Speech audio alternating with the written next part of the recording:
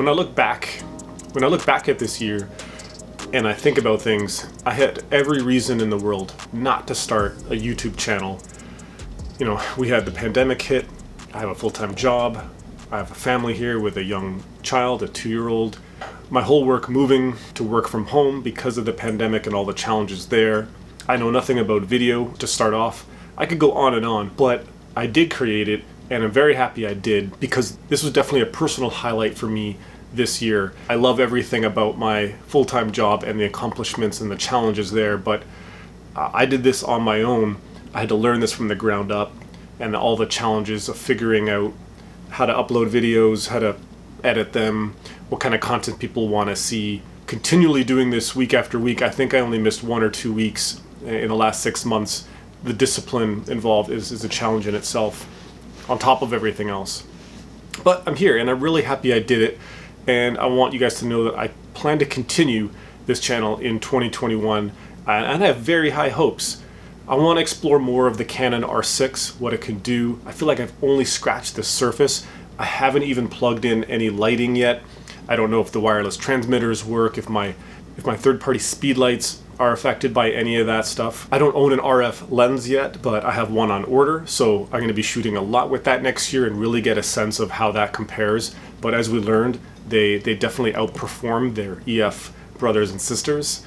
I'm learning stuff about the SD cards. I actually shot this video a week ago and I was supposed to upload this on time, but the card buffer failed on me and it actually didn't record half of the video. So I've learned that even 1080p at like 30 frames a second, this R6 camera requires a faster memory card than the 6D ever did. For whatever reason, I don't know, I'm continuing to learn about this camera and I want to continue to share that with you. And I think that's what you guys like and enjoy about this, is the informative nature, maybe the more clear-cut presentation of it. There's not a lot of fluff here. I don't have a lot of tattoos. I don't have a lot of B-roll, and I'm not that great at audio production and video production just yet. But I hope you guys see that I'm getting there and I'm steadily growing and investing into this. When I look back at the first video, I see huge improvements already, and I'm really excited where this is going to be next year. So a bit more about the R6. I've only had it for 4 months. I haven't written a formal review yet like a lot of people have, and that's because I've barely used everything this camera is possible. I haven't used every lens, I haven't been in every scenario, and I think any piece of new gear, like learning a new skill, you don't just learn it in a day or a week or even a year. Photography takes time. This video is going to take time to learn, and it's a journey, and I'm going to make that review when I'm ready and I feel like I truly understand this camera and what it's about. But that said, I know enough about it that I'm not going to return it and just switch for a Sony right away. Like, it is working. We are learning about it. So it's doing a lot of great things there. And one of the biggest takeaways from buying the R6 that I want to share today is that I feel like I've become a hybrid shooter. I enjoy and I shoot just as much video as I do photography now. And I didn't do that before starting this channel and getting into the R6. And I think both of those things played a big role. And I want to encourage anybody watching this who's just a photographer so far, just shooting stills, take next year, 2021, and get into video. Every time you're out shooting, take a little bit of footage, take it home, load up DaVinci. It's free 100% to do everything that I do, and play around with it. I bet you will enjoy it just as much, if not more, than your photography work. You'll grow more, you'll become more diverse, see the world a little bit differently, and best of all, get 100% use out of your gear. You know, the R6 is a hybrid camera, like it or not. Yes, it does stills, yes, it does video, and I've seen reviews loving and bashing both of them, but you can't get around that this camera was designed for both. And if you're not using both of it, your review is only half of the story. You need to look at the whole picture. It's like watching half the movie. Like, you can't just review half of the movie, you gotta watch the whole thing. Or else you're also wasting a ton of money to buy this camera only for stills and spend 3-4 grand after tax. That to me is not a great idea or a good investment if you're not going to use everything that it has to offer. So 6 months of this channel, we've got about 30 videos, that's 30 photo shoots, 30 video edits that I had to do. We looked at macro photography, time-lapse photography. We looked at long exposure photography, street photography at night, all kinds of great things. I'm really happy with the content created so far. And the response has kind of been, people seem to like the general information and not so much the narrow, detailed, gritty stuff. They just want to hear about how things went, see the results, but they don't want to be explained in like what selection I did where. So lessons learned there that yes, people want to learn photography and gear and equipment and Photoshop, but they don't really want to spend the time here on YouTube with me yet on learning the minutia of, you know, what makes a great photo. But it's still important because Christmas just passed. A lot of people are getting new gear. They want to know how to use it, how to edit their photos, and I think this is the right place to be because you can get a lot of both. The high-end professional retouching, post-production, which I can offer, and the R6, which is a brand new camera, and I'm reviewing in depth, and I only see a few people on YouTube doing that to the level that we are doing here. One of my biggest takeaways for the year is that you got to give yourself a project and a new challenge to really kickstart something brand new. If I hadn't said I'm going to learn the R6, get into mirrorless, create this YouTube channel, and deliver weekly content, I would have never gone out shooting 30 times, produced 30 videos. You can forget about it. There's no way I would have been motivated. I had to actually set that challenge in front of myself and say, I'm going to set it up, and I'm going to do this, and I'm going to make it work no matter what, at least for this year or whatever period of time I had set out. I can't stress enough the idea of creating a really inspiring goal for yourself and going out and achieving it and just watching what becomes as a result. Another thing I really encourage you to do is at the end of the year, take a look at everything you photographed that year. Find all your best shots. Go into Bridge or Lightroom and start to look at the metadata and find out what lenses did you use, what camera body did you use, what focal length did you shoot at the most to create your most successful images. You got to learn what's getting you somewhere or what's holding you back.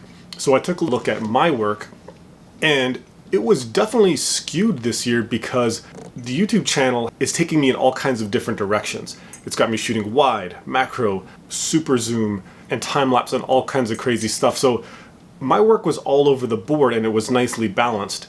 But the one thing I could definitely take out of it is that I used my 50mm a lot more than I normally do, mostly because I used it for testing. And when I rented the 70-200 this year, I produced more content that was usable out of that than I did some of my other lenses in like a span of 5 months. So I think I realized I'm definitely missing that zoom range in my kit, and it's something I really need to fast track, I think, as a next purchase. On top of that, I'm really happy with the work I did. I think this is one of my most creatively productive years, again, as a result of being challenged. The variety and the quality of what I was producing, I think far outweighs definitely the last year, which I think I only shot maybe a third of what I did this year. But also like the keeper rate and the things that I'm going to put in my portfolio and share with others has skyrocketed. And I mostly considered myself like a portrait shooter, yet I've got a lot of candid work, I've got a lot of night work, a mix of black and white and color. It's just all over the board, which is, I'm really happy to see that I'm not just a good portrait shooter, I can actually do a lot of other things too. And the last thing I noticed is that a lot of my best work is actually the most highly processed work. I spent a lot of time in Lightroom or Photoshop manipulating these images to the highest levels, and everything else that I didn't clearly fell by the wayside. It didn't even compare, and that's something I've been stressing in this channel since day one, is the importance of Photoshop and post-processing on your work, how it is literally half of photography. Your gear and your camera and shooting is only half of the battle. If I teach you guys anything, I want it to be that. So what else are we going to do in 2021? Well, I've still got a good relationship with Mavri Rentals, so we're going to continue to see RF and EF lenses get onto the R6, do more shoots with it and video, and see how those results are and share those out. So we're going to really experience the full R6 here on this channel and the creativity that goes along with it.